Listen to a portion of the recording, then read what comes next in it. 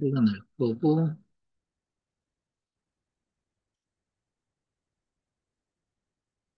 네, 시작하도록 하겠습니다. 네, 네, 안녕하세요. 네, 이거 어떻게 지워지네요? 네. 나중에 지우신 분 어떻게 지우는지 방법을 저를 알려주시면, 네, 감사하겠습니다. 네, 2025학년도 4월, 부모교육을 시작하도록 하겠습니다.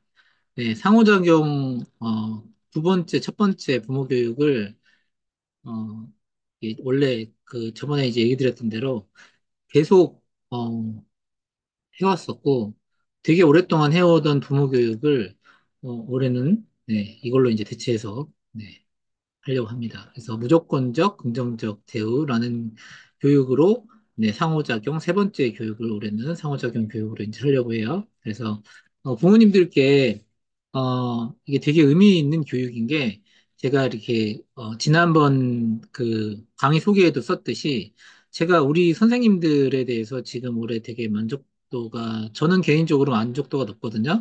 부모님들은 어떠신지 모르겠지만, 어떠신가요? 예, 저는 선생님들이 우리 아이들에게 참 잘하고 있다라고 생각을 하는데 그 이유 중에 하나는 바로 무조건적 긍정적 대우를 하는 사람들로 제가 뽑았다고 생각하고 있기 때문이거든요.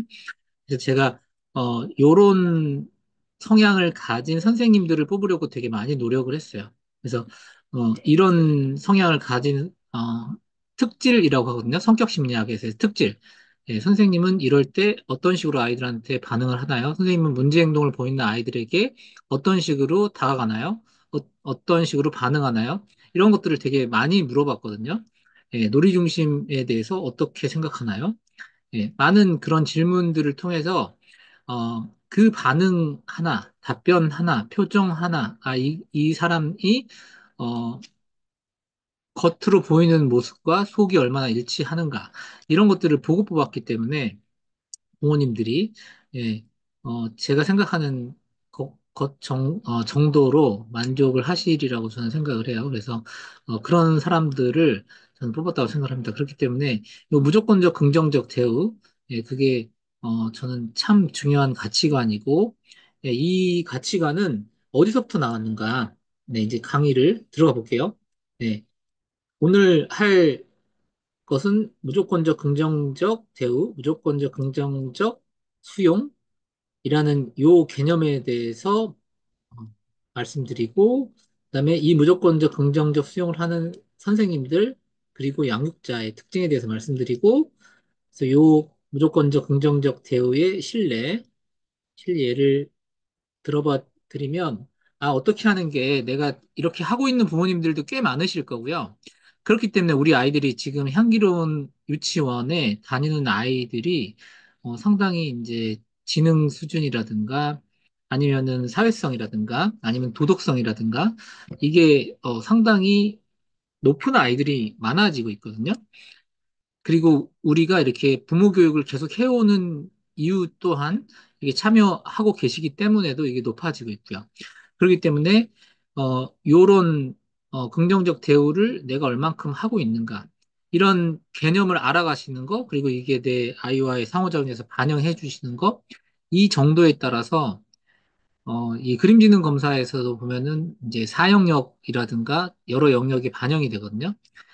이 하나하나의 강의를 들으시고 아니면 듣기 전에도 이미 내 아이를 얼마나 존중해 주시면서 키우느냐의 정도에 따라서 내 아이가 얼마나 밝고 하나의 부모님과 분리된 객체로서 존재로서 키워져 왔냐에 따라서 이렇게 더 잘 하게 되거든요. 예, 그런 모습들이 보이고 있고 그래서 저는 우리 유치원이 다른 유치원보다 훨씬 더 독립적이면서도 또 자신감 있으면서도 또 아이들이 스스로 결정하고 잘해낼 수 있는 아이들이 더 많아져 가고 있구나. 그런 면에서 되게 뿌듯함을 많이 느끼고 있어요, 제가. 네. 그래서 부모님들이 이제 제 강의를 오늘 들으시면서, 내가 이런 걸 상당히, 많이 하고 있구나. 이런 걸 한번 느껴보시면 좋겠어요. 네. 그런 예를 제가 한번 이제 들어보일 테니까, 네. 오늘 한번 스스로 점검해 보는 계기를 가지셨으면 좋겠어요. 그리고, 그 연장선상에서 무조건적 긍정적 대우가 그 개념이 들어가 있는 방법인데 그 연장선상에서 내 아이의 마음을 열게 하는 그런 방법이 들어가 있는 상호작용 방법. 그래서 어떻게 하면 내 아이가 좀 더 내 속을 더 터놓는 아이의 속을 터놓게 하는 상호작용 방법을 오늘 알려드리도록 하겠습니다. 네, 들어가 볼게요. 그러면 무조건적 긍정적 배우, 무조건적 긍정적 수용이라는 거는 최초로 요 내용은 로저스의 인간 중심 이론에서 나온 이론이에요. 그래서 이제 무조건적, 그러면 조건이 없다라는 거잖아요. 컨디션이 조건이에요. 컨디션이 없다. 언컨디션. 이거는 뭐 동사화, 명사화 하는 거니까 조건이 없다. 그래서 이제 첫 번째 예에서 여기서 이제 들 건데, 그러니까 너가 어떻기 때문에 너가 이래야지, 네가 저래야지 이게 아니라 네가 지금 그 어떤 상황에 상관없이 너를 있는 그대로 받아줄 거야. 너를 이해할 거야. 너는 제가 예를 들면요, 음, 물론 제가 지금 뭐 유치원을 운영하고 있는 사람이기 때문에 어느 정도 돼야지라는 기준을 가지고 여기 선택을 하셨겠잖아요. 그렇지만 물론 제가 이제 더 잘해야겠지만 물론 제가 잘하기 위한 최선을 노력을 해야겠지만 제가 실수할 수 있잖아요. 제가 실수했을 때 그 실수를 커버하기 위해서 최선의 노력을 하고 최선의 어, 열심을 다하고 살아야겠지만 그게 일부러 그런 건 아닐 거라는 믿음을 갖고 저를 믿어주시는 것처럼 만약에 우리 아이가 어떤 실수를 했을 때, 너가 일부러 그런 건 아닐 거야. 그러니까, 최선을 다해서 너도 열심히 너의, 내 아들로서, 내 딸로서 열심히 하려고 했지만 뭔가 실수했을 거야. 그러니까 엄마는 너가 잘하려고 했다는 걸 믿어. 라는 마음으로, 널 이해하려고 하는 마음이 되는 거예요. 그래서 네가 일부러 그런 건 아닐 거야. 그러니까 네가 지금 이상한 모습을 보여도, 네가 지금 흐트러진 모습을 보여도, 그냥 네가 그럴 수도 있겠지 라는 마음으로 지금 네가 뭔가 어, 이상한 모습을 보여도 네가 왜 지금 네가 그런 모습을 보이지? 너 원래 너라면은 그 모습이 아니어야 하잖아. 너 지금 매우 이상해. 그러니까 원래 너로 돌아와. 이렇게 엄마가 생각하는 너는 이게 아니잖아. 이런 말을 하는 게 아니라 네가 지금 뭔지 몰라도 힘들구나. 네가 지금 어, 안 좋은 상태구나, 어렵구나, 라고 하는 거예요. 너 지금 이러면 안 되잖아. 너 왜 그래? 이렇게 시작하는 게 아니라, 지금 네가 어려우니까 내가 지금 너를 이해해줘야 되는구나를 먼저 생각하는 거예요. 네가 지금 원래 모습은 이게 아닌데, 네가 이런 모습이니까 네가 지금 제정신 차려야지? 이걸 먼저 말하는, 네가 지금 7살인데, 네가 지금, 어, 네가 지금 30대인데, 네가 지금 대학생 됐는데, 네가 이 모습인 건 틀렸잖아. 이렇게 하는 게 아니라, 네가 지금 무슨 이유인지는 모르지만, 실연을 당했으니까 힘든지, 아니면 네가 지금, 부모님이 돌아가셨으니까 힘든지, 네가 지금 직장을 잃었으니까, 시험에 떨어졌으니까, 네가 무슨 일이 있는지 몰라도 지금 운 얼굴인 걸 보니까, 네가 지금 매우 힘든 일을 겪었구나. 그러니까 나는 이유를 불문하고 너를 무조건 이해해줘야겠구나. 라는 마음이 되는 거예요. 그 사람이 힘들 때. 추궁하지 않잖아요. 그런 마음이 돼주는 게 그 무조건성이라는 거예요. 물론 우리가 어, 하루 매 순간 이 사람을 이해해줘야 돼요. 여기 뒤에서 이제 제가 얘기하죠. 이게 뭐냐면 건강한 100%좀 건강한 무조건적 긍정적 수용이라 함은 우리가 이 사람을 1년 내내 이해해줘야 돼요. 왜 그런 거 있잖아요. 365일 생리한다? 네. 그러면 그 사람하고 멀어져야 되겠죠. 네. 이 사람을 365일 이해해줘야 돼요. 내 남편이랑 결혼을 하고 봤는데 365일 처음에만 괜찮은 사람인 줄 알았는데 365일 이 핑계로 술 마셔. 저 핑계로 회식이 있어. 이 핑계로 또 이래. 그러면 1년이 지나도 2년이 지나도 변하지 않는 사람이야. 그러면 이건 계속 무조건적 긍정적 수용을 할 수 없는 사람인 거잖아요. 그러면 멀어지고 이혼해야 되는 거잖아요. 예. 마찬가지로 내 아내가 그래요? 그러면 그건 멀어져야 되는 거잖아요. 그러니까 끝없이 베풀어줘도 변하지 않는 사람이에요? 그러면 그 베풀어줌이 뜻이 없는 거면 안 되는 거겠죠. 그치만, 어, 이 무조건성이라는 건, 일단 어느 정도 베풀어줘서 내 아이가, 내 배우자가, 내 직장 동료가, 내가 상대하는 그 사람이, 제자리로 돌아설 수 있도록 손 내밀어주고, 일으켜 세워주고, 어, 제 역할을 할 수 있게 임시적으로 도와준다. 이 뜻이 무조건성이에요. 네, 조건 없이, 편견 없이. 근데 그 순간에도 어, 자비를 베풀지 못하고 넌 그랬어야 하잖아 라고 하지 않는 게 이 무조건성이에요. 네, 쉽죠? 어렵지 않죠? 네, 긍정성. 네, 좋은 쪽으로 바라봐 주는 거예요. 이래야 하잖아가 아니라 긍정적으로 바라봐 주는 거예요. 넌 도대체 왜 그러니? 근데 이게 어, 제가 말을 쉽게 하지 되게 쉽지가 않아요. 이게 되게 심리학적으로 미리 준비하고 배워야 되는데 제가 이제 뒤에서 예를 들어보면 이게 쉽지가 않다라는 걸 아시게 돼요. 이제 예를 들어볼게요. 뒤에 가면서. 이제 수용을 이제 받아들인다. 난 무조건적으로 받아들일게. 편견 없이 받아들일게. 이런 거예요. 예. 그러면은 무조건적으로 긍정적 수용을 하는 사람들. 제가 그냥 웃긴 예를 들어볼게요. 이 세상에 되게 주름이 많은 나라에 사는 사람들이 있었어요. 거기에 얼굴이 반반한 사람이 갔어요. 그러면은 주름진 나라 사람들은 얼굴이 반반한 사람을 보고, 되게 이상하다 그럴 거예요. 오히려 되게 이쁜 사람이 왔는데도 불구하고. 그러니까, 어, 그 사람이, 되게 이상한 사람이 되는 거잖아요. 네.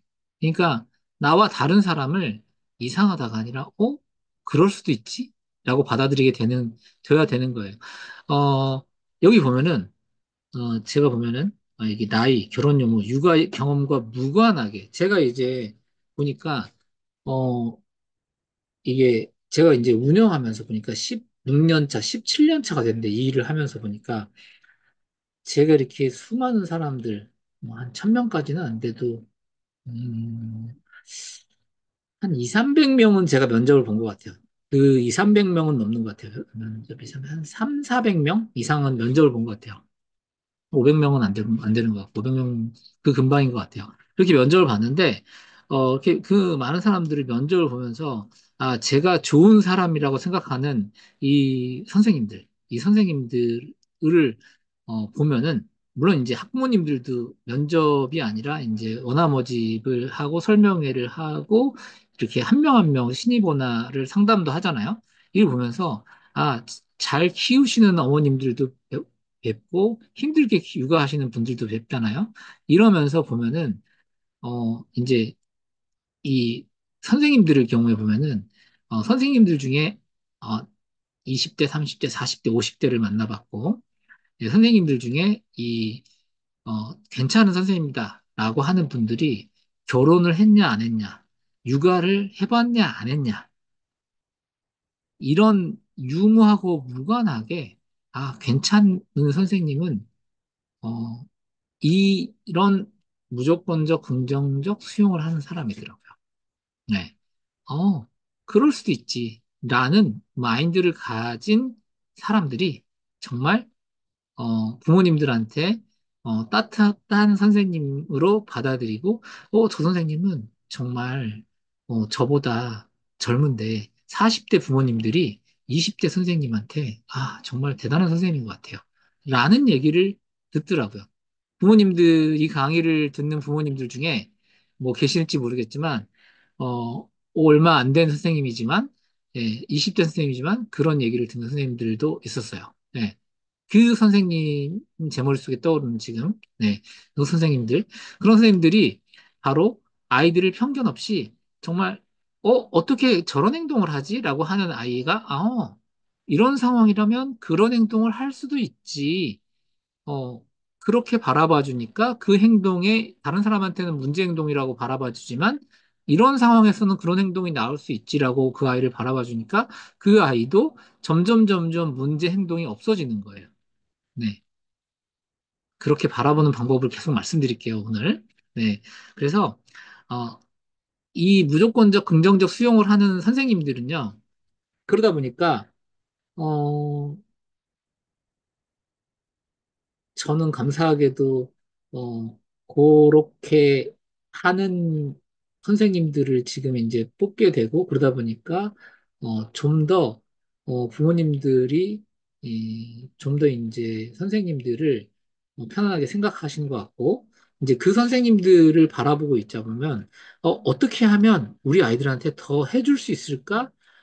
라는 마음에서 일하는 선생님들을 보게 돼요.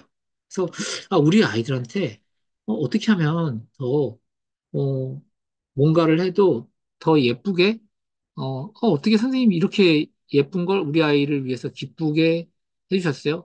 어떻게 우리 아이들을 위해서 이렇게 기쁜 웃음을 만들게 해주시려고 이렇게 해주셨어요? 라는, 어, 그 엄마의 마음으로 이 아이의 순수한 그 밝은 미소, 우리 아이로부터 나오는 그 좋은 말, 감사의 말, 그게 나오게 하기 위해서 그 우리 아이의 이쁜 표현, 감사의 표현이 나오게 하기 위해서 어떻게 하면 더 베풀어 줄까? 그 마음으로 일하시는 선생님들을 보게 되거든요.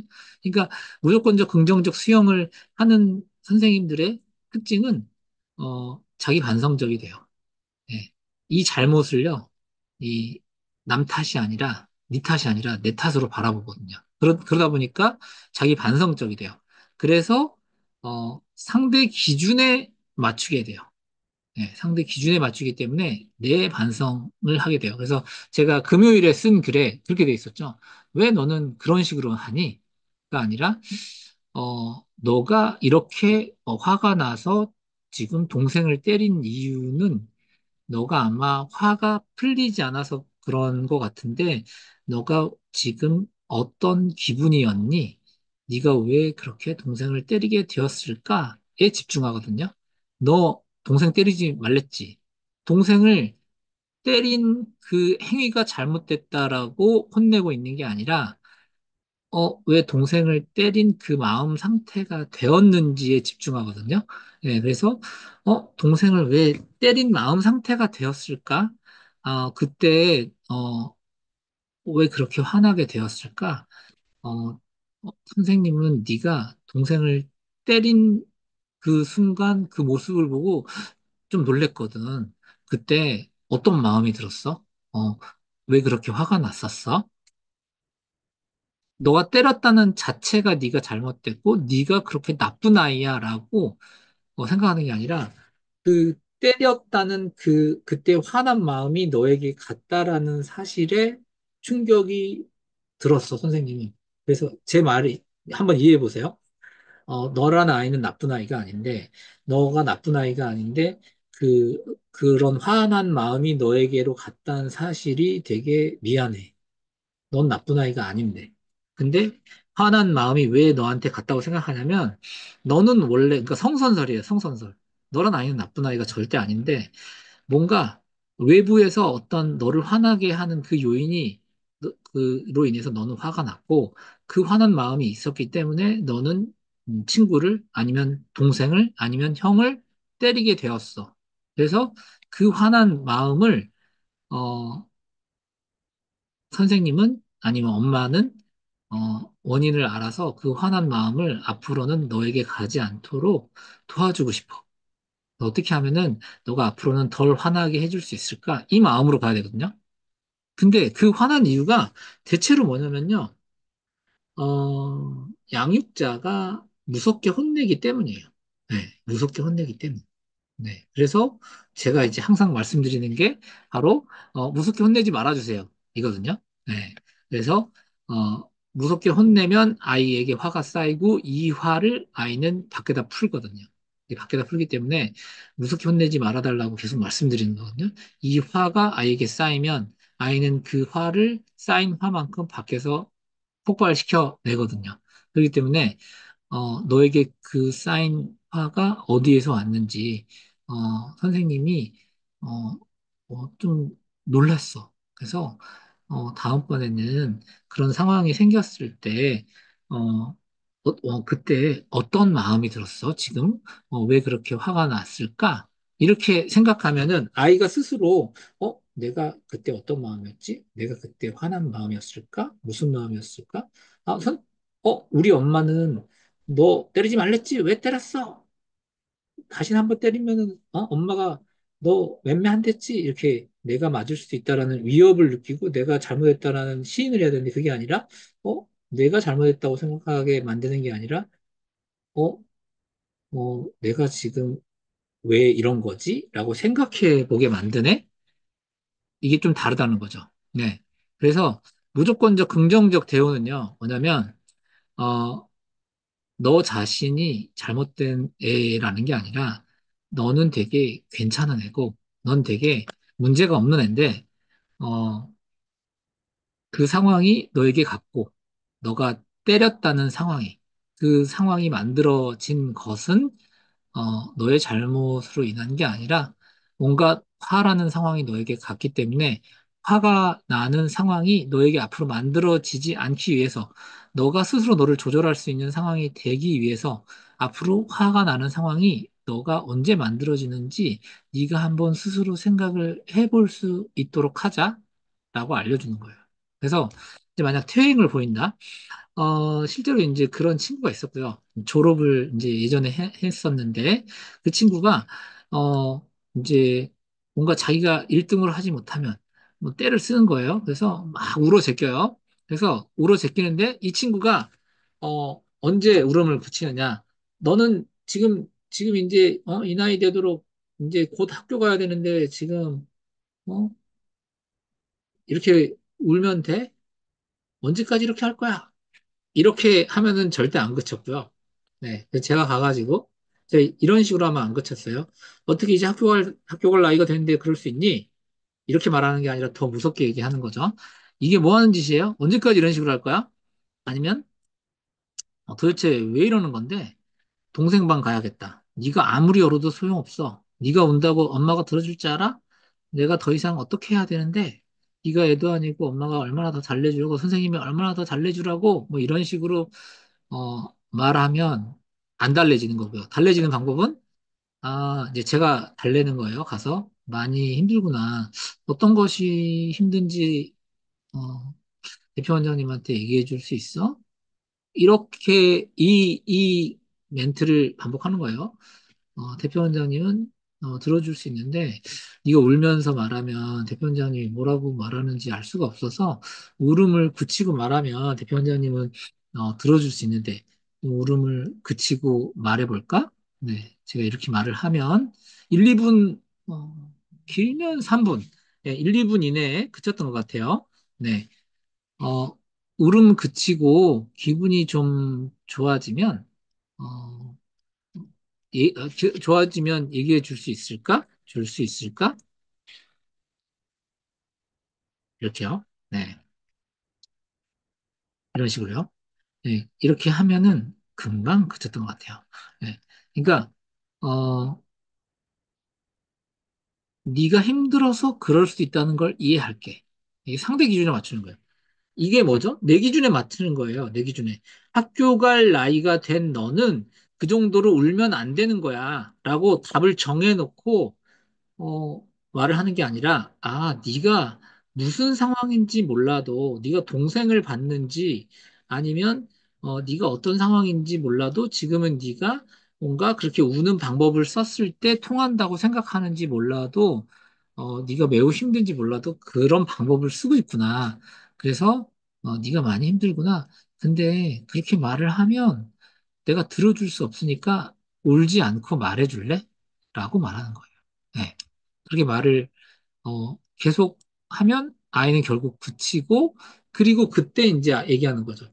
그때 뭐라고 제가 얘기를 했냐면 이제 앞으로 대표 원장님이 너한테 얘기하고 싶은 게 있는데 너가 울면서 얘기하면 무슨 말을 하는지 내가 알아들을 수 없고 선생님도 네가 울면서 얘기하면 어, 뭐라고 하는지 알 수가 없으니까 들어줄 수가 없어. 그리고 네가 운다고 해도 사실 해결되는 건 별로 없어. 네. 그 친구는 내가 1등으로 항상 대우받고 싶었고, 내가 항상 손들고, 내가 항상 먼저 하고 싶었고, 네, 그런 게 좀 있었어요.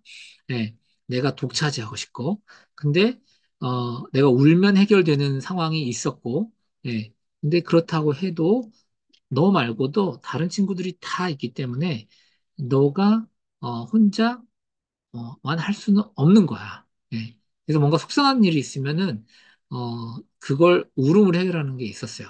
예. 근데 너가 그렇게 한다고 해도, 너가 그렇게 계속하면, 대표 원장님은 친구들이, 너를 좀 싫어할까 봐 좀 걱정이 돼. 응. 그래서 그렇게 안 했으면 좋겠어. 이런 말을 일단 반복을 했고요. 예. 그렇게 하면서 줄어들었어요. 예. 줄어들었고. 네. 그래서 어쨌든 울음을 그치고 나서 이런 메시지를 전달할 수 있는데 울음을 그치지 않은 상태에서 어, 이렇게 꺾으려고 하는 방식에서는 울음을 그치게 하는데 너무 오래 걸렸어요. 예. 그래서 울음을 그치게 하는 게 일단 먼저 울음을 부드럽게 해서 그친 다음에 이런 전해야 될 메시지를 전달하기가 쉽다. 그래서 울음을 그치게 항상 하는 게 먼저다. 울음을 그치게 하는 방법은 어쨌든 무조건적 긍정적 대우예요. 그 긍정적 대우는 네가 무슨 상황인지는 모르지만 지금 일시적으로 보이는 나이에 걸맞지 않은 그 상황이 어, 그럴 수 있다라고 생각이 든다. 네 상황에서는 그게 해왔던 방식이니까. 그치만, 그치고 나면, 그건 맞지 않는 방법이야. 라고 그치고 나면 얘기해 준다는 거죠. 그치기 전에는, 맞지 않는 방법임에도 불구하고, 일단은 달래기 위해서, 너가 생각하는 것과 달리, 그거는, 어, 맞지 않는 방법에도 너는 순간적으로, 그렇게 울 수는 있어. 하지만, 그걸 계속 사용하면 좋진 않아. 라고, 네, 달래기 전까지는 받아는 줘야 된다는 거죠. 네. 두 번째, 이게 실제로 이제 최근에 이제 제가, 2번하고 3번은 최근에 있던, 우리 유치원에서의 예예요. 우리 선생님들이 이렇게, 하고 있더라고요. 그래서, 선생님들이, 어떤 선생님이에요. 제가 누구라고는 얘기하고, 어떤 선생님이 실제로 교실에서 이제 저랑 이제 얘기를 나누면서 이랬다는 거예요. 너무 재밌었어요. 그래서 진짜 무조건적 긍정적 대우를 우리 친구들한테 잘 하고 있는 거라는 생각이 들어서 너무 기뻤어요. 어, 이제 교실에서 친구들이 자유놀이 시간에 너무 정리를 안 하더라는 거예요. 그래서 무조건적 긍정적 대우를 안 하는 선생님이라면 아마 이런 식으로 말을 할 거예요. 너희들은 왜 그렇게 정리를 안 하니? 이게 유메시지 쓴 거예요. 유가 주어인, 너희가 주어인, 이게 유메시지인 거예요. 이거는 비난의 메시지 담고 있어요. 너희는 왜 그렇게 안 하니? 정리하라면 안 하니? 이런 식으로 안 하면 내일은 놀이 시간 없어. 협박, 내일은 없어. 라는. 언제까지 이런 식으로 할 거야? 무시하거나 비난하거나. 왜 이렇게 말을 안 듣니? 왜 항상 이런 식이니? 왜 항상 이러니? 왜? 왜라는, 표현이 들어가면 대체로 좋지 않아요. 그래서 왜를 쓰지 않으려고 좀 노력하시는 게 좋다라고 이제 생각하시면 좋을 것 같아요. 이게 아니라 이 선생님이 썼던 방법은 이거였어요. 네. 어, 자, 아이메시지를 쓰는 게 일단 좋은데, 이 부모님들이 쓰면 좋은 방법들이 이런 거라는 거죠. 이 선생님은 요 밑에 부분을 했는데, 제가 이제 쓰면 좋은 방법들을 적어놨어요.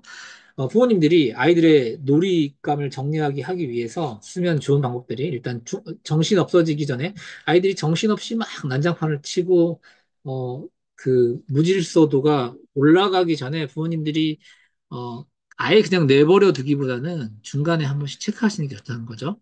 어, 뭔가 멋진 걸 만들고 있네. 뭐 만들고 있는지 엄마한테 잠깐 말해줄 수 있어? 라고 계속 옆에 붙어서 놀아주기보다 그냥 한 번씩 지나가면서 슬쩍슬쩍 물어봐 주시는 거. 중간 체크. 네. 꼭 붙어가지고 함께 해주시는 경우도 있으시겠지만 그게 힘드시다면 중간에 한 번씩 체크해 주시는 거. 네. 뭘 만들고 있구나. 멋진 거 만들고 있네. 이렇게 막 우와, 진짜 멋진 걸 만들고 있네. 이렇게 강력한 리액션 말고요. 칭찬이 과한 거 말고, 이렇게 뭐라 그럴까요? 좀 이렇게 약한 리액션들을 나레이션 하듯이 하는, 어, 이렇게 지나가면서 툭툭 던지는 리액션, 이런 게, 참 필요하고요. 예. 항상 같이 놀아주는 게 아니라. 그러면 부모님들이 일하다가 잠깐 지나가면서 한마디. 요런, 테크닉이 필요하시고요. 그 다음에, 또 정리 예고하는 거.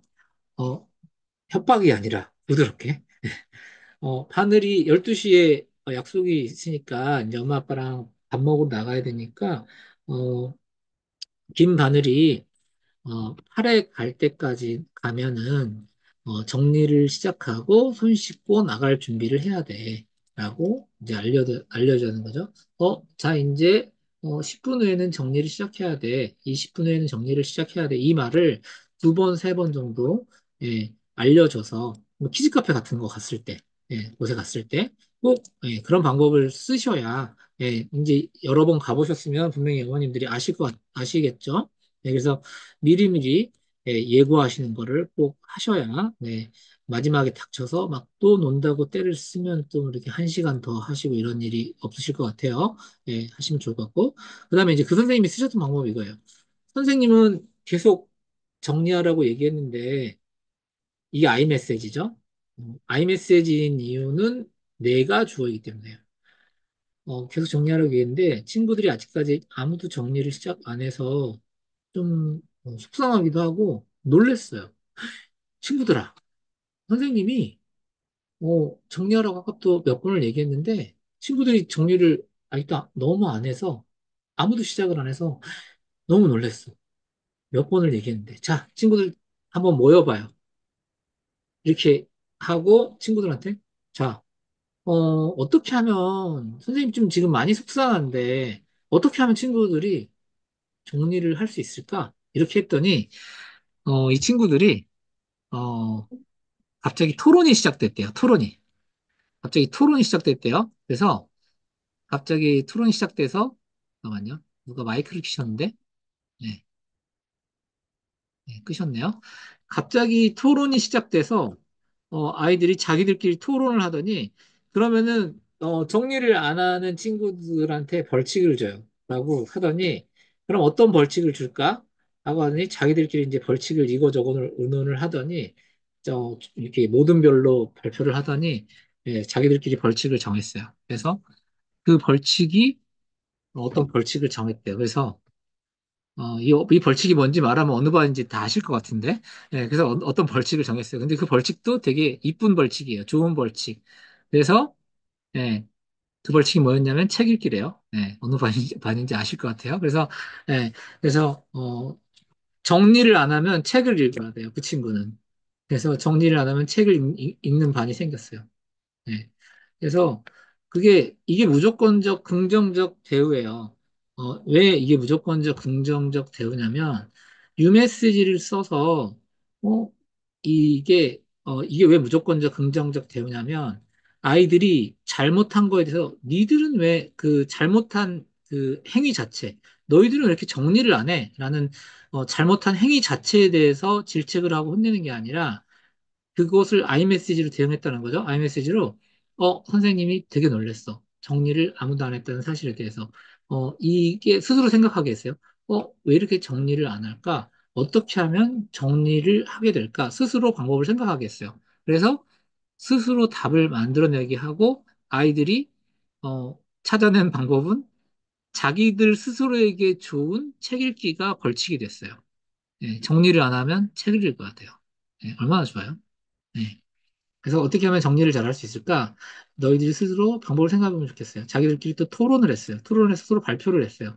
발표를 해서 찾아낸 방법은 책 읽기였어요. 그래서 이게 별거 아닌 것 같지만요. 이게 별거 아니지 않아요.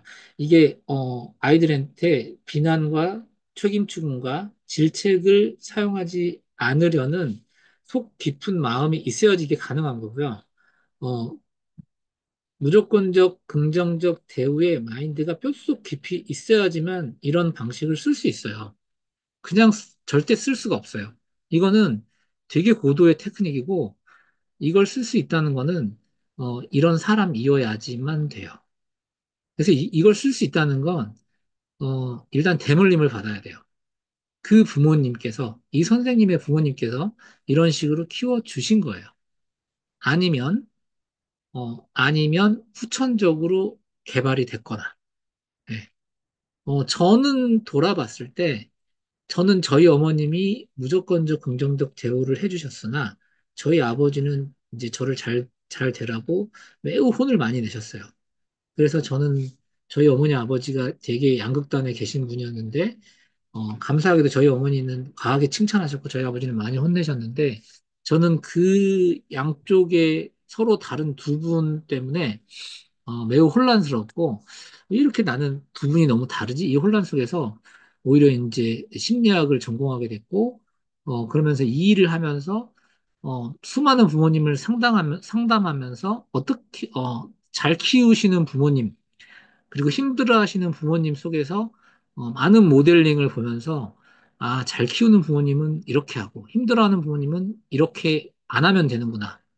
이걸 보면서 저는 더 발전시켜 왔던 것 같아요. 네. 그래서 저는 이걸 이제 좀 더 잘 하게 되는 방법을 알게 된 것 같아요. 네. 그리고 세 번째, 응징보다는 용서를 목표로 된다. 이것도 저희 선생님이 어, 한 실제 예인데, 어, 이게 뭐냐면 용서를 목표로 둔다.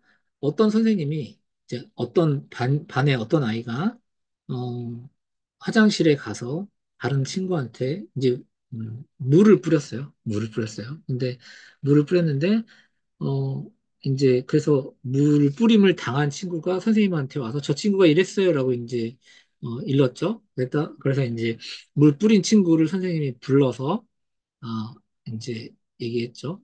그 선생님이 어, 했던 말이 이거였어요. 너 왜 그랬어? 라고 혼낸 게 아니라, 네, 너 물 뿌리지 말아야지. 라고 혼낸 게 아니라, 제가 말했죠. 이 어떤 아이의 문제 행동에 대해서 그 문제 행동 자체를 가지고 너 그거 하지 말아야지. 너 왜 그랬어? 라고 혼내는 게 아니라 그 문제 행동의 원인에 대해서 왜 그런 상태였는지에 대해서 확인하는 거.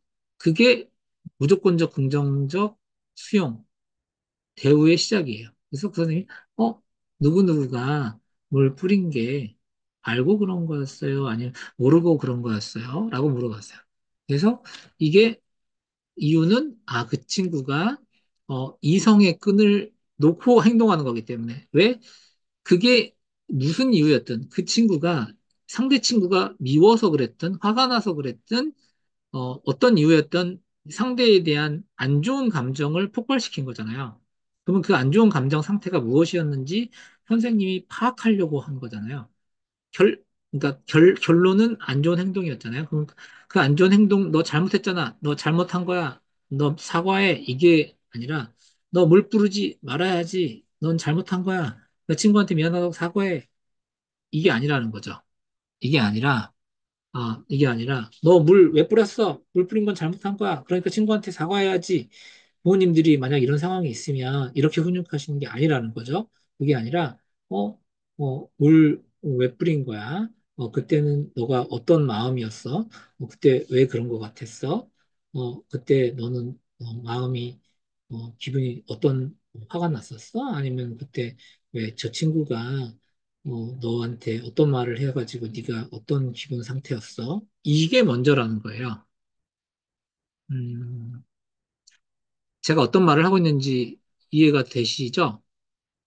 네, 부모님들이 앞으로 이제 훈육을 하실 때 아니면 어떤 갈등 상황에서 내 아이를 다루실 때 혼을 내실 때 예, 아이가 무슨 잘못을 했을 때 어떤 문제 행동을 일으켰을 때 아이를 혼낼 때 그 문제 행동 그 자체를 가지고 혼내는 게 아니라 그 행동을 일으킨 원인이 무엇인지 먼저 파악하셔야 된다는 거죠. 그 질문을 하셔야 된다고요. 네, 어, 물 뿌린 게 알고 그런 거였어요? 아니면 모르고 그런 거였어요? 그랬을 때 그 아이의 답변이 너무 웃겼어요. 일부러 그런 거 알고 그런 거였다는 거예요. 일부러 그런 거였다는 거예요. 근데 그게 얼마나 순수하고 웃겨요. 그러면 그 아이는 그렇게 솔직히 말하는 너무 순수함을 가진 아이인 거예요. 그러면은 오히려 그 순수함을 가진 아이이기 때문에 오히려 더 좋아요. 오히려 그 아이가 맨날 거짓말하고 순수함을 갖지 않은 아이면 오히려 수정이 더 어렵거든요. 맨날 거짓말하고 숨기고 자기 반성적이지 않은 아이면 더 힘들거든요. 근데 그 아이는 그런 아이다? 그러면은 어, 이제 더 수정이 쉬워요. 네. 그래서 그 선생님은 어쨌든 어, 그 아이가 그랬구나. 그렇기 때문에 누구가 그렇게 하면 친구가 어떤 마음이 들었을까? 이제 상대의 마음을 생각하는 질문을 들어가는 거예요. 예. 그렇게 친구한테 그러면은 다른 친구가 너한테 그렇게 하면은 너는 어떤 마음이 들 것 같아? 상대 입장에서 생각하는 질문을 다시 하시고 네. 이런 식으로 들어가시면 돼요. 네. 그렇게 해결하시면 된다. 예. 그리고 조직에서 승진을 촉진하는 성공하는 그리고 승진을 촉진하는 무조건적 긍정적 대우. 어, 보통 보면은 제가 보면 저는 이제 어, 직원을 뽑을 때요. 첫 번째 보는 것 중에 하나가 한 곳에서 오래 근무했느냐이거든요. 한 곳에서 오래 근무했느냐. 그리고 얼마나 긍정성을 갖고 있느냐. 네, 뭔가를 하라고 했을 때 얼마나 긍정적인 대답이 나오느냐예요. 그래서 앞으로 이 사람과 계속 갈 수 있을 것 같다라고 판단하는 근거 중에 하나도 계속 기회를 줘 보는데 아, 어, 왜 그런 거 있잖아요. 부모님들도 이제 뭐 이렇게 물론 20대 부모님들도 계시지만 30대, 40대 부모님들도 이제 여기 많이 계실 텐데 그래서 뭐 직장 생활이 뭐 10년, 20년 뭐 되신 부모님도 있으실 건데 제가 보면 그런 것 같아요. 저는 지금 이제 직장 생활이 27년 차 정도 되는 것 같아요. 거의 30년 다 돼가는데 어, 보면 그런 것 같아요. 이 좀 더 성공하는 분들, 좀 더 잘 되는 분들은 어김없이 긍정성을 갖고 있는 것 같아요. 긍정성. 일단, 물론 안 되는데도 무조건 된다. 이렇게 말을 하는 것보다, 일단 해보겠다. 일단, 되는 방향을 생각해 보겠다. 라고 말하시는 분인 것 같아요. 뭐 예전에 갑자기 기억나는데, 제가 이게, 뭔가 이렇게 소풍 날짜가 언제죠? 라고 물어본 적이 있었어요. 근데 이제 이분이, 약간 꼬인 분이었어요. 네, 그냥 알려주시면 되는데, 한 선생님이었어요. 뭐 아주 오래전 얘기예요. 네, 아주 오래전 얘기인데, 가정통신문에 있잖아요. 이렇게 대답을 하시더라고요. 근데, 뭐 그냥 알려주시면 되는데, 이런 분들, 도 있었고. 근데 어쨌든, 어, 뭔가 이렇게 제가 어떤 선생님한테 뭔가를 해보라고 했을 때, 이래서 돼요. 라고 하는 선생님이 있고, 미세하지만 이래서 안 돼요. 라는 쪽으로 가는 선생님들이 있어요. 이걸 보면은, 그 미세하지만 이래서 돼요. 라는 분들이, 역시나, 저한테만 그러는 게 아니라, 그 서로 간의 평가에서도 보면은, 동료 평가들 있잖아요. 그리고 학부모들 평가에서도 우수한 평가를 받는 것 같아요. 그래서 그거는 습관이고, 그건 되게 가치관이고, 태도이고, 그렇더라고요. 그래서, 제가 해볼게요. 이래서 할 수 있을 것 같아요. 이래서 못할 것 같아요. 네. 이래서 할 수 있어요. 이래서 할 수 없어요. 이게 누적인 것 같아요. 그래서 이 무조건적 긍정적 대우가 어떻게 보면은 태도이고요. 가치관이고요. 네. 생각하는 방식인 것 같아요. 그래서, 이걸 하시는 분들은, 어, 상호 간에도, 상대방한테도, 자식한테도, 예, 똑같은 것 같아요. 그래서, 그거를, 어, 굳이 비단 내 자식한테만 해당하는 것 같지는 않다. 네, 그런 생각이 들어요. 그래서, 긍정성이 참 중요한 것 같아요. 네, 긍정적이 되는 거. 네, 그 얘기를 하고 싶고. 그 다음에, 지금 이제 15분 남았는데, 15분 안에, 네, 이거를 할 수 있을 것 같아요. 네, 해볼게요. 내 아의 마음을 열게 하는 상호작용 과목 5단계. 요거 이제 제가 상담 드리면서 여기 상담을 시합반 몇 분 빼고는 드렸는데, 예, 요거 이제 얘기를 드리고 싶은 게 뭐냐면, 내 아이의 마음을 열게 하는 상호작용 방법 5단계.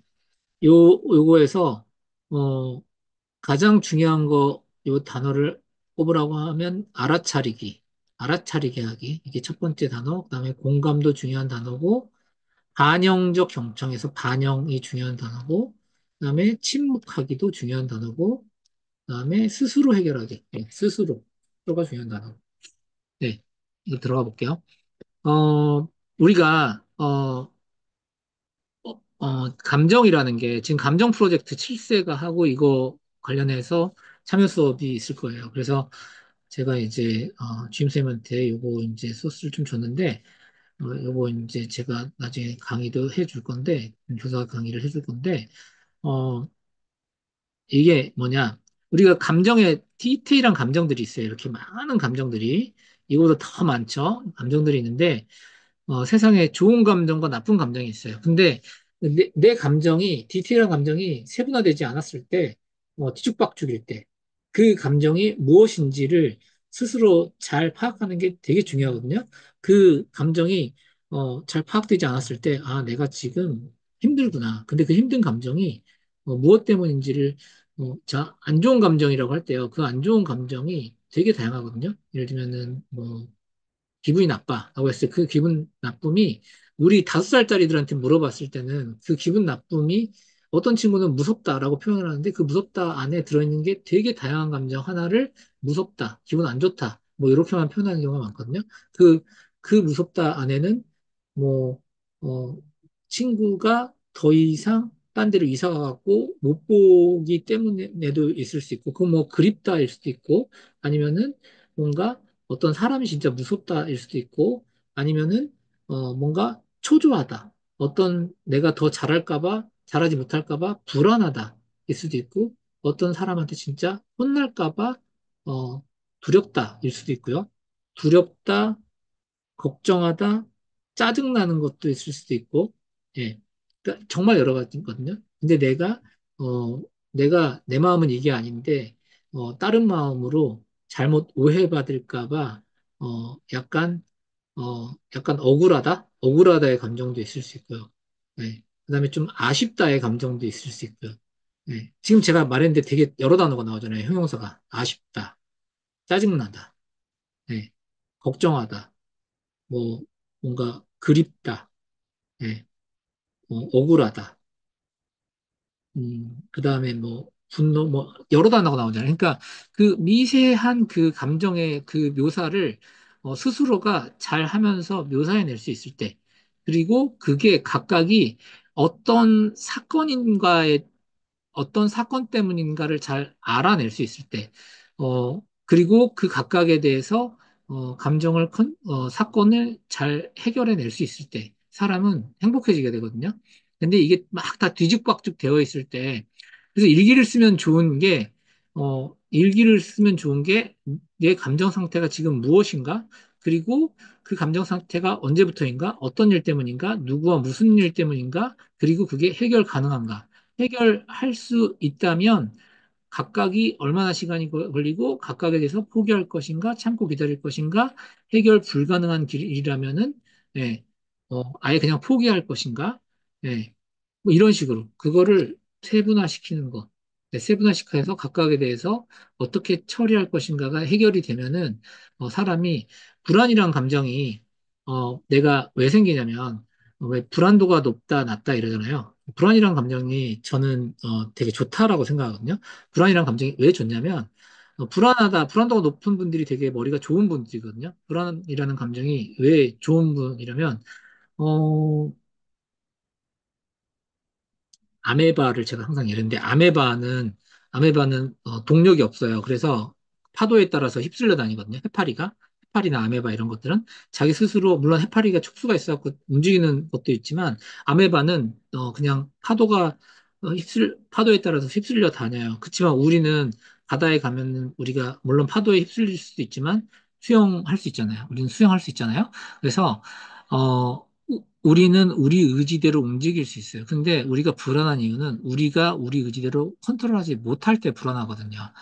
우리가 불안한 이유는 이런 코로나 때 언제 백신이 나올지 모를 때 우리가 언제 해외여행을 다시 갈 수 있을지 모를 때 불안한 거거든요.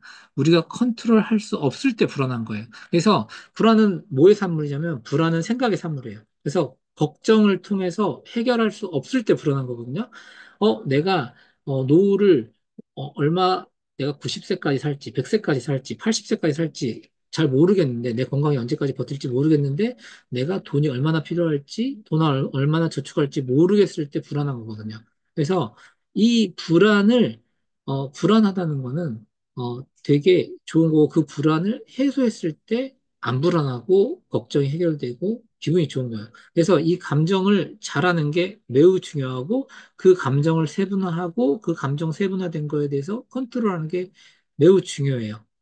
그렇기 때문에 감정이라는 거에 대해서 우리가 잘 알고 있어야 되고 그 감정을 그래서 뭐 하는 게 중요하다? 알아차리는 게 중요해요. 그래서 부모님들이 이 감정을 알고 있는 연습을 하셔야 우리 아이들에 대해서 감정을 알게 하실 수 있어요. 그래서 이걸 하는 연습이 뭐냐면 그 감정을 알아차리는 질문을 하셔야 돼요. 감정을 알아차리는 질문. 그 감정을 알아차리는 질문이 뭐냐면 지금 기분이 어때예요? 아, 지금 마음이 어때? 근데 이게 정말 별거 아닌 것 같죠? 하지만 우리 아이들한테 이 지금 기분이 어때? 라는 질문을 많이 하시는 부모님 있잖아요. 이 부모님들의 아이들이 자존감이 높아요. 제가 그림 비는 검사에 측정을 해보면 4영역, 자존감 영역에 점수가 13, 4점이 최소한 나오려면 지금 기분이 어때? 라는 질문을 많이 하신 아이들이 13, 4점이 나와요. 이게 기본 질문이에요. 그래서 지금 제가 앞에 길게 5분 정도 설명을 드렸는데, 이 배경이 있기 때문에 이 설명을 드린 거예요. 그래서 이 질문이 많이 하셔야 지금 기분이 어때? 지금 감정이 어때? 지금 어떤 느낌이야? 자, 이거 응용을 해볼게요. 어, 지금 같이 엄마 아빠가, 어, 3시, 4시, 어, 오랜만에 외식을 나갔어요. 오랜만에 키즈 카페에 갔어요. 엄마 아빠랑 같이 키즈 카페에 오니까 기분이 어때? 아무리 말수가 없으신 부모님이라도 이 질문을 밥 먹듯이 하시란 말이죠. 그래서 엄마 아빠랑 지금 만화 영화 같이 보러 오니까 기분이 어때? 오늘 딴 거 몰라도 요 질문 하나를 아빠한테 알려드리세요. 그래서 집에 가셔서 당신이 이 질문 하면 좋대 라고 하면서 대표 원장님이 그러는데 이 질문 하면 좋대. 이러면 자존감이 애가 엄청 높아진대 라고 하면서 이 질문 하나만 하라고 하시라는 거죠. 어, 딸하고 둘이 아들하고 둘이 밖에 나가서 아빠랑 지금 공차기 하러 나오니까 기분이 어때? 이 질문만 아침, 저녁으로 하라고. 그래서 아이가 내 감정에 대해서, 내 기분에 대해서, 아빠 왜 자꾸 그런 걸 물어? 라고 할지 모르지만 이 질문을 어른도 상관이 없어요. 두 분이, 어, 남편한테 하셔도 되고요. 부모님한테 하셔도 되고요. 자기 감정에 대해서 많이 말하게 하시면 자존감이 올라가요. 그래서 이거를 아이한테 많이 질문하게 하시면 매우 좋아요. 그래서 기분이 어때? 오랜만에 나랑 나오니까 기분이 어때? 이 질문을 많이 하시면 좋아요. 그래서 내 감정에 대해서, 내 마음에 대해서 자꾸 알아차리기. 이걸 많이 혼자 하시는 방법이 뭐냐면요. 일기 쓰시는 거예요. 혼자 하는 방법. 혼자 하는 방법이 일기 쓰는 방법이고, 네. 그럼 여기, 그 다음 해볼게요. 혼자 하는 방법이 일기 쓰는 방법이고요. 자, 공감하기는요, 공감하는 방법은 문화화법을 쓰는 거예요. 아, 그랬구나. 아, 네가 지금 힘들구나. 아빠랑 밖에 나오니까, 오랜만에 나오니까 즐겁구나. 문화화법 쓰시는 거예요. 그리고 반영적 경청은 아이가 한 말을 그래서 쓰는 거예요. 엄마, 나 그거 지금 친구가 나 자꾸 내 말 따라해서 너무 진짜 기분이 안 좋아. 그러면은 그랬을 때 아이가 하는 말을 그대로 따라해 주시면 돼요. 친구가 네 말을 따라해서 기분이 안 좋았구나. 그 말을 따라해 주시는 게 반영적 정정이에요. 따라해서 기분 안 좋다 했는데, 따라, 제가 얘가 안 좋았네요. 다시 해볼게요. 선생님이 빨리 정리하라 그래서 조금만 더 만들면 멋진 거 만들 수 있었는데, 다 못 만들고 나와서 조금 속상했어. 이렇게 말을 했을 때 아이가, 조금만 더 만들면 됐는데, 다 못 만들고 나와서 기분이 안 좋았구나.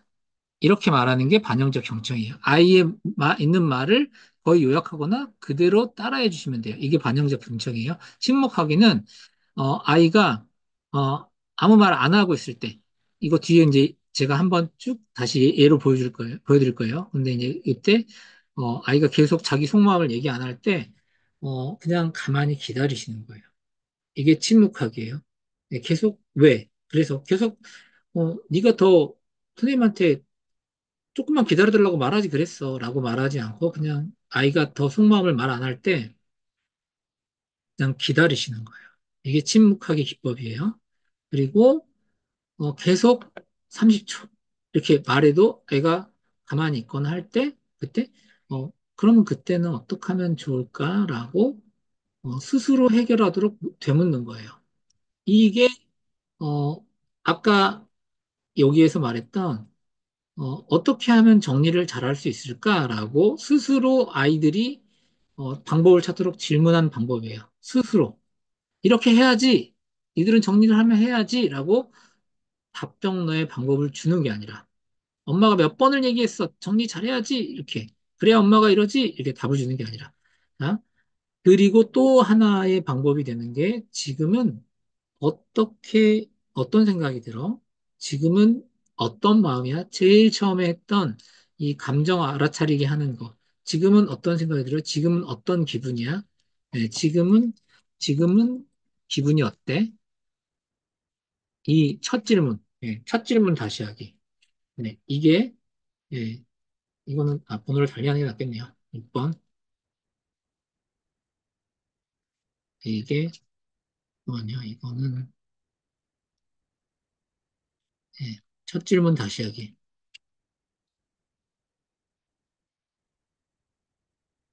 예,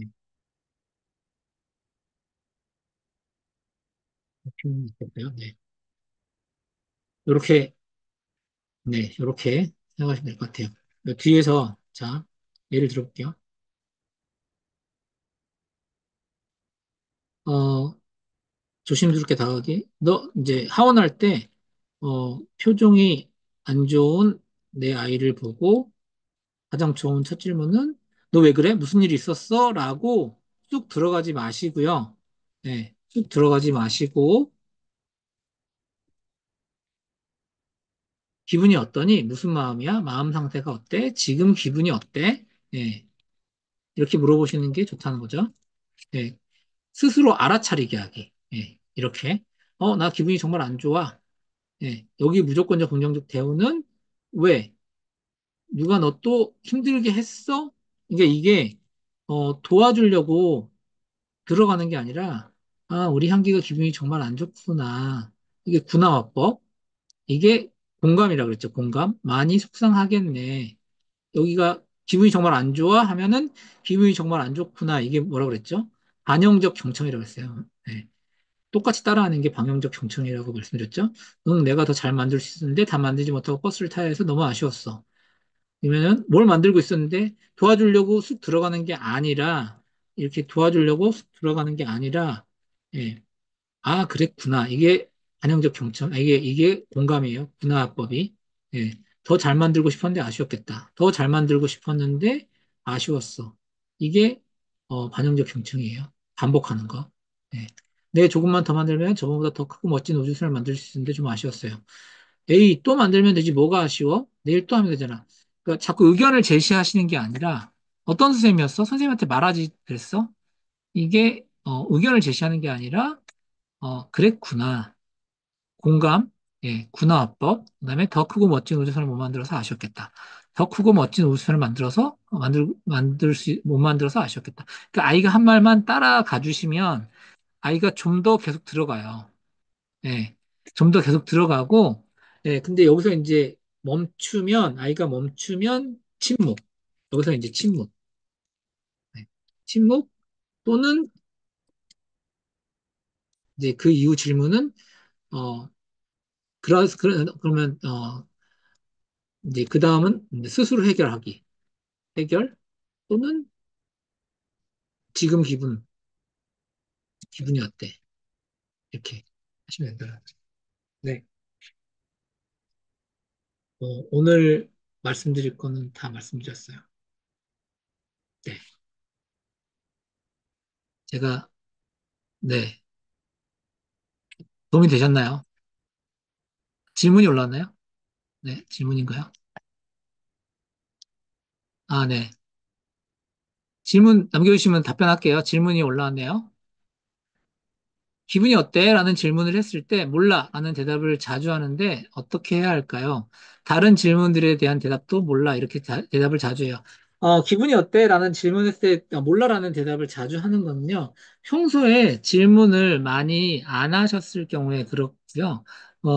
그럴 경우에는 평소에 질문을, 기분이 어때보다, yes, no 퀘스천을 많이 해주셔서, 아이가 부모님한테, 어, 지금, 지금 이제 어머님은 졸업한 아이를 말하시는 걸 수도 있고, 아직 이제 우리 시합반 친구를 말하시는 걸 수도 있는데, 시합반 친구는 아직 표현이, 아, 그러니까 시합반 친구는 아직은 표현이 적어서 말을 못하는 경우도 있고요. 예. 그렇지만 시합반이면도 말 잘하는 애들도 많이 있으니까 말 잘하는 친구 기준으로 그 친구를 말을 잘하게 만든다면 잘하게 하시기 위해서는 yes, no 퀘스천을 많이 하면 좋아요. yes, no 퀘스천은 답이 쉬운 질문들 있잖아요. 답이 쉬운 질문. 답이 쉬운 질문 뭐가 있죠? 오늘 점심 먹었어? 아, 오늘 체육 수업 했어? 오늘 간식 때 엄마가 보니까 핫도그였는데 핫도그 먹었어? 핫도그 맛있었어? 핫도그 몇 개 먹었어? 이렇게. 그러니까 쉬운 질문부터 해서 티키타카가 많이 되도록. 그래서 활짝 웃으면서 부드럽게 일단 답을 할 수밖에 없는 질문들로부터 해서 예, 이 애가 생각나기 쉬운 질문부터 많이 하시다 보면은 예, 답을 좀 더 많이 하게 된다. 이렇게 생각하시면 될 것 같아요. 예. 그러면서, 티키타카를 늘린다. 그리고 또 하나는, 아이 자체가 내향적이고 말하기 싫어하는 아이도 좀 있을 수 있는 것 같아요. 그래서 무조건적으로, 답을 끌어내기가, 부모는 외향적이고, 근데 어머님은 외향적이기까지는 않으시잖아요. 예, 우리 질문 주신 어머님은. 그래서 완전히 내향적인 어머님의 내향적인 아이인 경우에는 확실하게 답이 적을 수는 있다. 이렇게 생각할 수 있어요. 예. 그두 번째 어머님 질문에 답을 드리면 너무 호기심 천국 장난꾸러기인데 그렇죠. 실수가 아니라 다 알고 계속 장난을 치는데도 긍정적으로 어떻게 혼을 내지요? 그리고 무서운 척 안 하면 슬쩍 배시시 웃는데요. 어, 호기심 천국 장난꾸러기가 맞죠. 실수가 아니라 다 알고 계속 장난을 치는데도 긍정적으로 어떻게 혼을 내지요? 너무 예뻐가지고, 혼내기가 너무 예쁠 정도로 맨날 그렇게 귀엽게 웃어가지고, 저도 참 무서운 척 안 하면 슬쩍 배시시 웃는데요. 이게 제가 답을 드려야 될까요? 너무 예뻐갖고 혼내시겠어요, 어머니? 어, 혼내야 될 상황이 많이 있으신가요? 막 지금 칠 정도는 아니고, 제가 볼 때 질문이 엄청 많던데요, 보니까. 우리, 항상 제 옆에 와가지고 항상 질문을 많이 하는데, 어, 네, 장난을 많이 치죠. 네, 질문도 많이 하고, 저한테도 엄청 질문 많이 해요, 와가지고. 질문 많이 하는데, 어, 그거는 좀 이렇게 그 토큰 기법도 쓰시고, 긍정적, 토큰 기법을 써서 제가 항상 얘기하는, 어, 그런 거를 써야지 될 것 같아요. 그래야 제가 항상 얘기하는, 잠깐만요.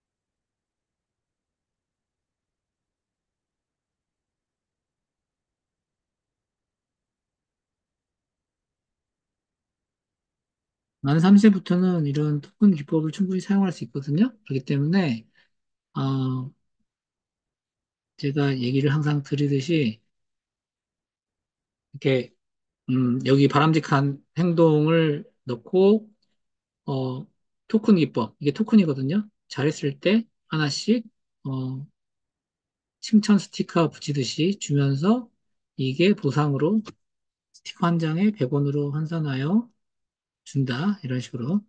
네. 그 다음에, 어, 잘 듣지 않았을 때는 이걸 뗄 수도 있다. 라고 하거나, 이게 이제 바람직한 행동들이에요. 아니면 여기에다 목표를 넣는 거죠. 여기다 목표를 넣었을 때 뭐냐면, 어, 놀이공원 가기, 뭐 키즈카페 가기, 아빠랑 동물원 가기. 예, 여기에다 이제 이런 걸 넣고 이 놀이공원을 가려면 이 이제 여기 스티커가 20장이 붙어야 되고 키즈카페 가려면 스티커가 5개가 붙어야 되고 이런 식으로 해서 5개가 붙어야 키즈카페가 가는데 어, 이거 한 개가 붙으려면 너가 이제 9시에 잠들기 위해서 손 씻고 양치하고 책 골라서 딱 이불에 누워야 읽을 책 골라서 이불에 누워야 스티커 하나 붙을 거야. 근데 이제 네가 오늘 스티커를 못 받는 이유는 9시까지 그거를 하지 못했기 때문에 오늘 스티커를 못 받는 거고 그렇기 때문에 하루만큼 키즈카페 가는 날이 늦어지는 거야. 너가 스스로 너가 너의 행동을 선택하는 거야. 뭐 이런 식으로. 네. 장난꾸러기. 근데 이걸 하기는 살짝 빠를 수도 있는데 이걸 너무 하면은 또 그러긴 한데 살짝 우리 친구는 해볼 수 있을 것 같아요. 네.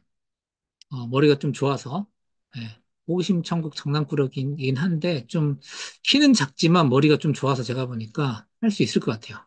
네. 할 수 있을 것 같이 보여요. 네. 한번 해봐 주세요. 네. 그다음에 유주 어머니는 이름을 밝히셨으니까 네, 전체에다가 기분이 어때? 라고 했을 때 아이가 아직까지 감정을 다양하게 표현하지 못해서 좋았어 또는 속상했어로 답을 많이 해요. 이럴 때 쓰면 좋은 게요. 감정카드예요. 감정카드가 어, 감정카드가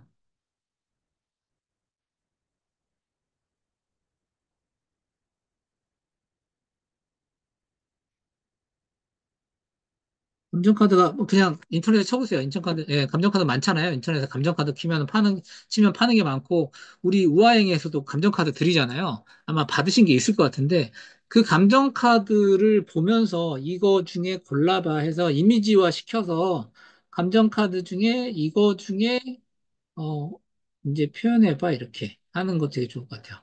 이럴 경우에 아이가 말하는 상황에 맞는 기분을 2가지 정도를 선택할 수 있도록 제시해 주는 것도 괜찮을까요? 예, 괜찮은데, 어쨌든 감정카드 보여주시면서 이거 중에 골라봐 하시면 좋을 것 같아요.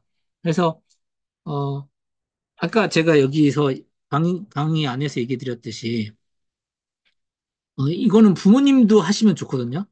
이게 제가 얘기 드렸듯이 부모님도 이거 하시면 좋아요. 나의 지금 감정 상태는 무엇인가? 그리고 이 감정 상태가 제가 지금 강의 안에서 여기 있구나. 예, 여기 있네요. 여기요. 예, 이런 감정 카드. 감정 카드 이런 감정 카드 여기는 이미지가 나와 있는 감정 카드가 있거든요. 얼굴 표정이 나와 있는 그런 감정 카드를 좀 이용하시면 예, 이런 감정 카드 이용하시면 내 얼굴 표정이 이렇게 막 울그락불그락 하는 화난 표정도 있고 막 서운한 표정도 있고 네, 맞아요. 유치원에서 주신 거, 그거 이용해 보셔서 이 표정이 서운한 표정이야. 이 표정이 시기 질투하는 표정이야. 이 표정이 억울한 표정이야. 억울한 감정이 되게 많거든요. 아이들이. 예, 7세 정도 되면. 예, 그런 감정. 예, 내가 억울한데 표현을 못 하는 거. 이런 것들. 예, 그런 감정들. 예, 좀 얘기해 볼 수 있게. 그런 감정은 언제부터 느꼈어? 어, 누구랑 관계에서 느꼈어? 언제부터 느꼈어? 그러면 어떻게 하면 해결해 볼 수 있을까? 이런 걸 말하게 하는 거. 나중에 이제 글을 잘 쓰면 글로 글씨 써보게 하는 거. 유지 같은 경우에 그림 잘 그리니까 그림 일기를 써보게 하는 거. 네, 이런 게 되게 좋죠. 네, 그렇게 하면 좋을 것 같아요. 네. 또 궁금한 거 있으실까요? 오늘 핵심은요, 혼내실 때 너 때리지 말아야지. 너 정리 잘해야지. 너 친구한테 화내지 말아야지. 이게 아니라 네가 그때 왜 그렇게 한 것 같아? 그때 기분이 어땠어? 감정이 어땠어? 이게 무조건적 긍정적 대우라는 거 알아주셨으면 좋겠어요.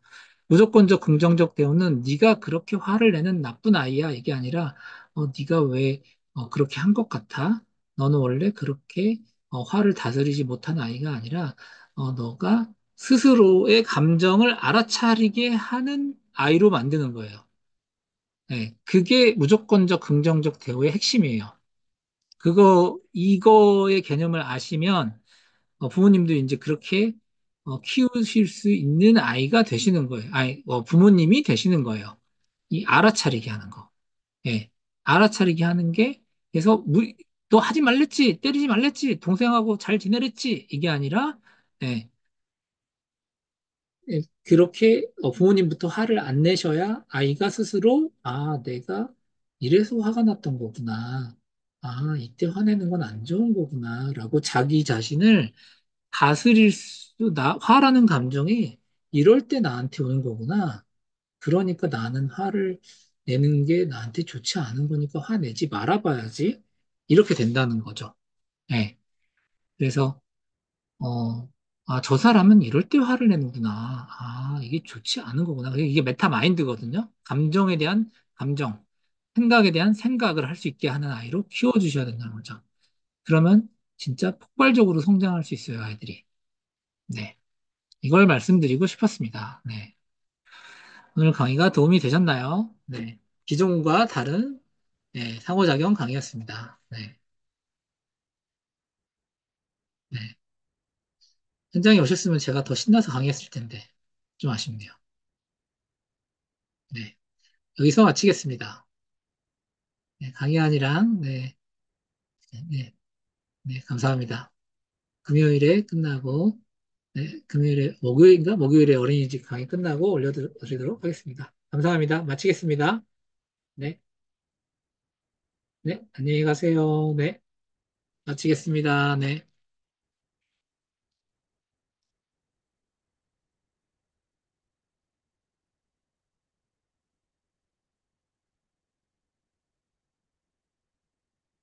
감사합니다. 네.